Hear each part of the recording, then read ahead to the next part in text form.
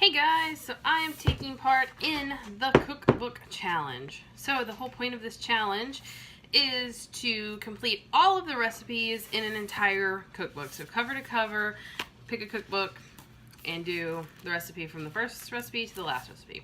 For this challenge, I've picked this amazing cookbook. It is the Geeky Chef Cookbook by Cassandra Reeder, the Geeky Chef. And it is 60 plus recipes, I think there's 62 in here, of full-on nerdom. So you have recipes from Doctor Who, Game of Thrones, Harry Potter, Lord of the Rings, which is my favorite, of course.